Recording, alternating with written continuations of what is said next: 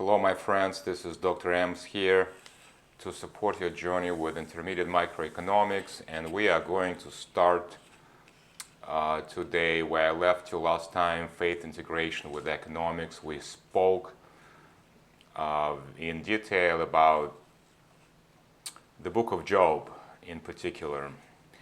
It's one of my favorite books in Old Testament, and it's certainly considered the most ancient book in Judaism as well as in Christianity.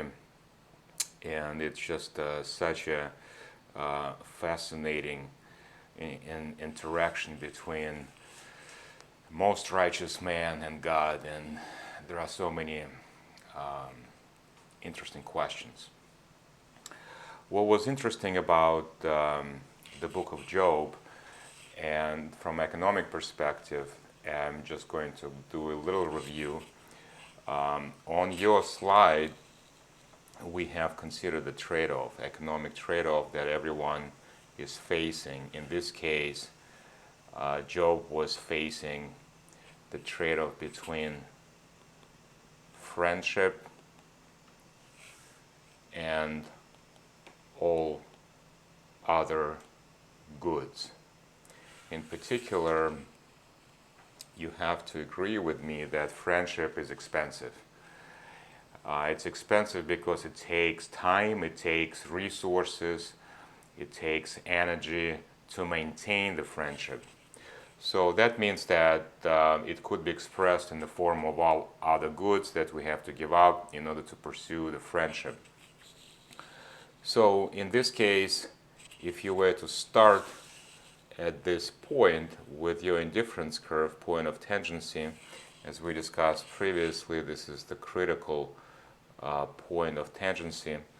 And with the book of Job, we read that the friendship actually became less expensive, shifting the budget constraint towards the friendship, because that's where Job is spending most of his time. If you read the book very carefully, it's all about his interaction with his friends. So he's moving to the right to consume something that is less expensive, and that is friendship. So the friendship has been certainly increased in consumption, and all other goods decreased in consumption. And you can talk to any wealthy individual. That's why many wealthy individuals, they don't have genuine friends. They may have people who like to be using them for their own benefit, but when it comes to the friendship, it's a very expensive proposition for anybody who is in possession of a good deal of wealth.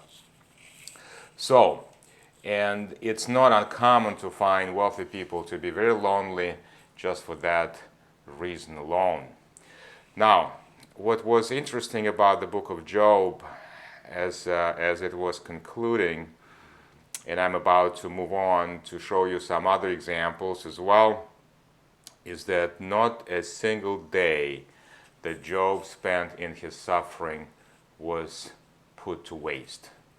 And in fact, God had rewarded Job for every tear that was shed by Job, with every moment that he spent in suffering.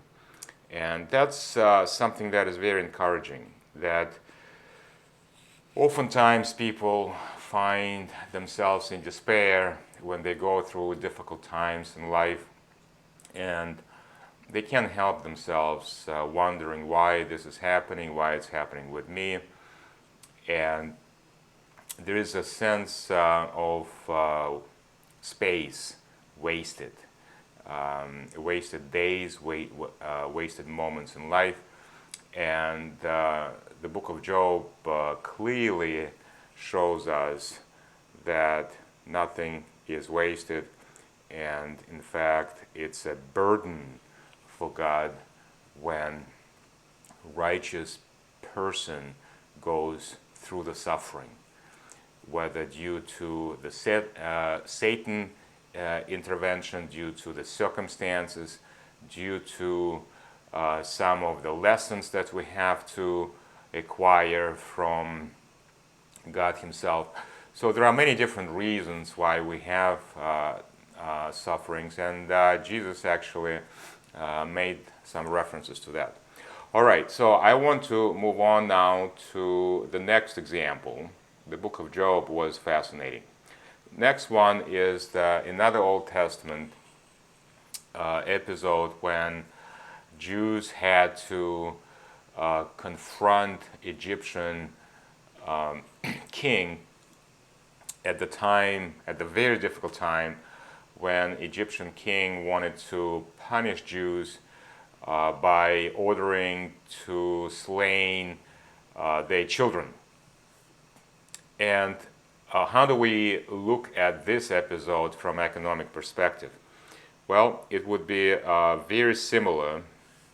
First, you start with a declaration that children are not free. They are expensive. And the fact that nowadays young people wait before they form the family and often wait before having children, it's indicating to us that people are actually sensitive to the cost of having children or to the price of having children.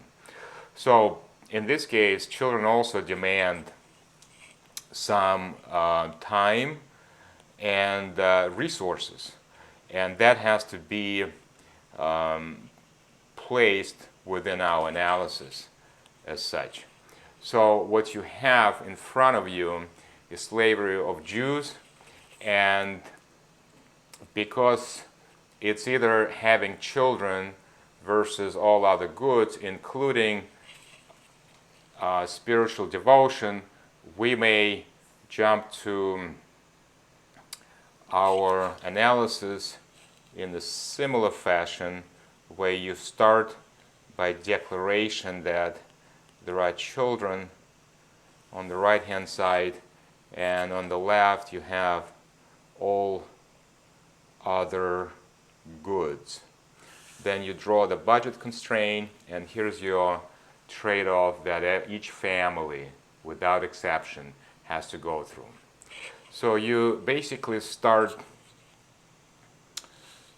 at some point of consumption, the point of tangency has to be, and then you actually move your budget constraint inward, because having children became very expensive for Jews, and you can certainly hypothesize that population growth in Israel, given this terrible order to slay children of Jews, goes down. And in fact, you will also find that the Bible tells you in Old Testament that it's not just the population may go down, but actually people start consumption of religious services. Here we go. This is something that is moving from point A to point B. That would be a description that you find in the Bible. So, and you find that Jews start holding 24-hour service, and they are intensely praying to God, trying to convince to get some more protection from Israel. And thus, this is just an example how you can engage meaningful trade-offs by demonstrating that on the graph.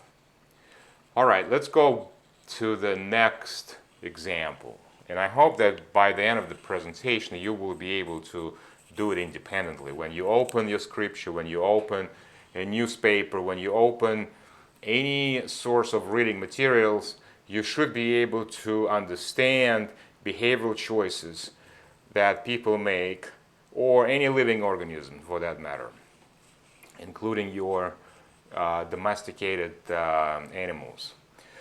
So Joseph and his brothers, very famous story, and this is where you find that Joseph was truly hated by his brothers, to the point where his brothers had to inflict physical harm on Joseph, and they sold him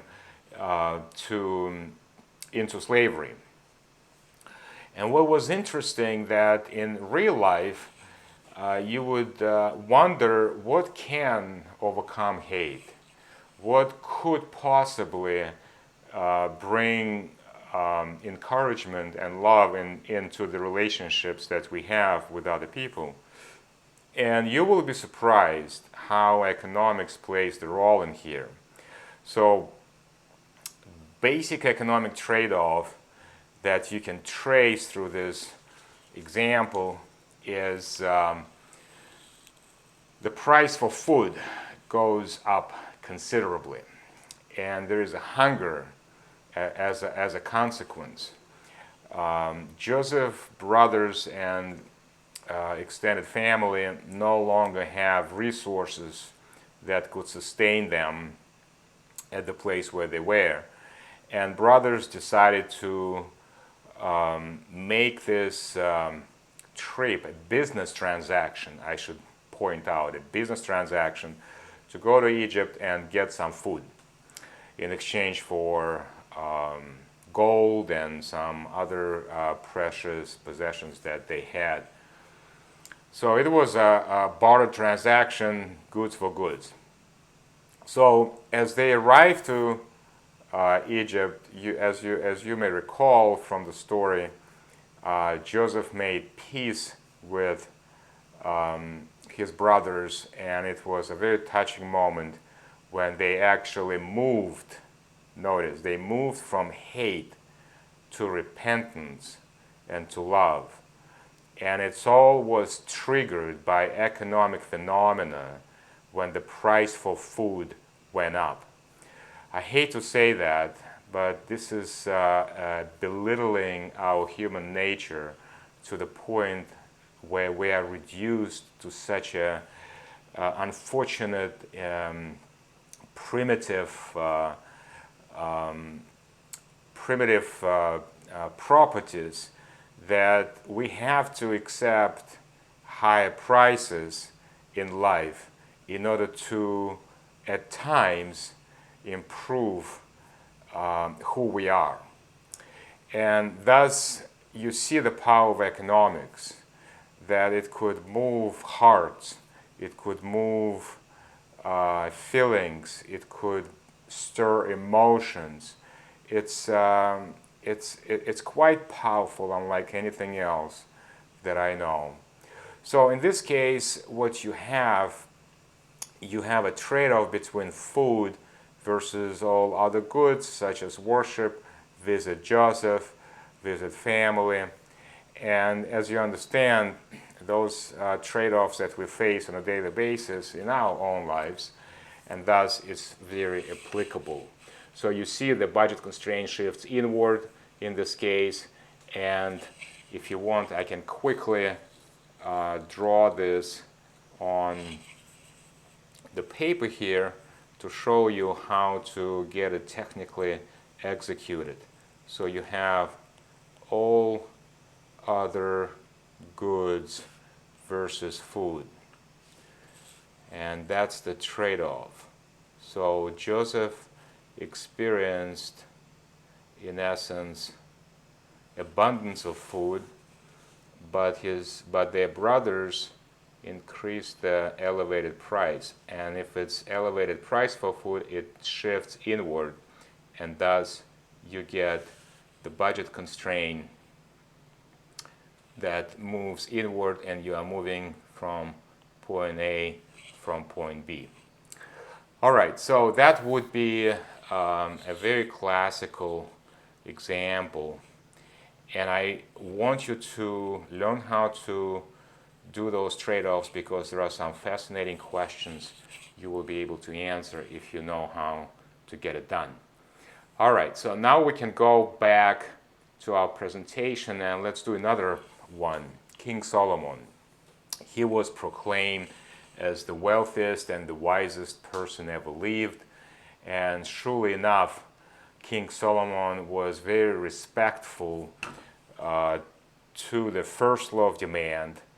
And specifically, he prayed to God with the following prayer: Lord, do not give me so much wealth so I would not forget you. And I apologize if I have paraphrased that, but I encourage you to reread the book of Solomon, where the first law of demand is very evident. As you see, it's very ancient and universally applied. So in this case, what Solomon is praying is a trade-off between his intimacy with God versus all other goods. So look what happens with this type of the trade-off. Now I'm just going to walk with you as we do it by hand, and then you can stop the video and take a close look. So you have on the left hand side you have x2, and you can call that intimacy with God, and on the right hand side x1, all other goods. All other goods. So intimacy with God and all other goods. Boy, isn't it true about our lives, how we decide whether we should spend time more making our fortune or making advance to some entertainment. And we know that it's often happening, if not all the time, at the expense of intimacy with God. So if we are true to ourselves, that has to be recognized. And then what you have is the prayer of Solomon. In his wisdom, in his most wisdom, he's basically saying, Lord, I know what will happen to me if you move the budget constraint in this fashion. I know if you make all other goods less expensive, I will be subjected to the first law of demand, and in fact, I will move over here, thus reducing my devotion to you, which will go down, and I will increase consumption of all other goods. Here you are, my friends. I must add to this graph that Solomon indeed was a prophet. Why he was a prophet? Because everything that he explained and prayed to God for that not to happen indeed happened to him. And you can see through the book how he prophesied earlier what will happen, and it demonstrably is happening as he moved away from God towards consumption of other goods. So that must be quite profound to be prophetic about own life and then live through this prophecy. It must be quite an experience. And let's go to the next question. When you go to the restaurants that type all you can eat, you will find where people go to the bar and they can pick any food that is available there, and including the rabbit food, some cabbage, some beets, some tomatoes, cucumbers, and so forth. And then there's a place for meat, potatoes, peas, and some more solid foods. So you will find that people who more frequently use such restaurants will be on average overweight. Very similar to a cafeteria that is offering the same scope of services to students on campuses. So why do people that work in those cafeteria or in those restaurants on average overweight? And you can stop this video and think about this question, because I'm about to give you a possible explanation from economic perspective. A possible explanation from economic perspective on this question would be the following. Food, for those who work at such restaurants and businesses where food is served on the condition you can eat all you can, is essentially experienced price decrease for such people, because food is in abundance, and oftentimes it's even driven to nearly zero. And that's what you see on and in front of you on the graph, a trade-off. All other goods versus food, just the opposite from the slide that we considered with Joseph and his brothers. In here we have in orange color budget constraint shifts outward and people consume more food, and thus it leads to overweight problem. Now the next slide is going to be taking focus on deriving demand curves graphically. And it may look overwhelming, but it's actually fairly simple. And it could be very intuitively tractable for us.